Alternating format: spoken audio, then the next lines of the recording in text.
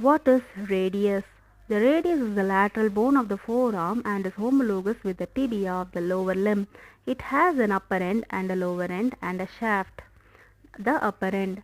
The head is disc-shaped and is covered with the hyaline cartilage. It has a superior concave surface which articulates with the capitulum of the humerus at the elbow joint. The circumference of the head is also articular. It fits into the socket formed by the radial notch of the ulna and the annular ligament, thus forming the superior radio-ulnar joint. The neck is enclosed by the narrow lower margin of the annular ligament.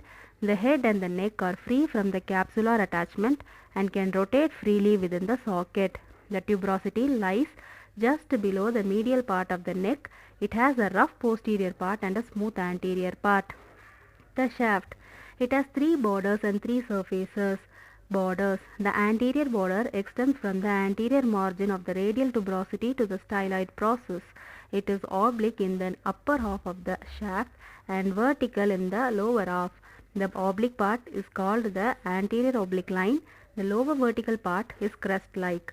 The posterior border is minor image of the anterior border, but is clearly defined only in its middle one-third. The upper oblique part is known as the posterior oblique line. The medial or intraosseous border is the sharpest of the three borders. It extends from the radial tuberosity above the posterior margin of the ulnar notch below. The intraosseous membrane is attached to its lower 3/4. In its lower part, it forms the posterior margin of an elongated triangular area. Surfaces. The anterior surface lies between the anterior and intraosseous border. A nutrient foramen opens in its upper part and is directed upward. The nutrient artery is a branch of the anterior intraosseous artery.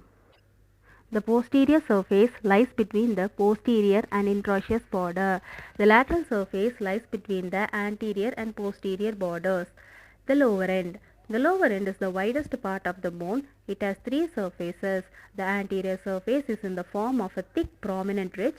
The radial artery is palpated against this surface. The posterior surface represents four grooves for the extensor tendons. The dorsal tubercle lies lateral to an oblique groove. The medial surface is occupied by the ulnar notch of the head of the ulna. The lateral surface is prolonged downwards to form the styloid process.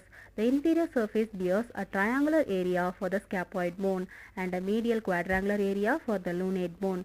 This surface takes part in forming the wrist joint.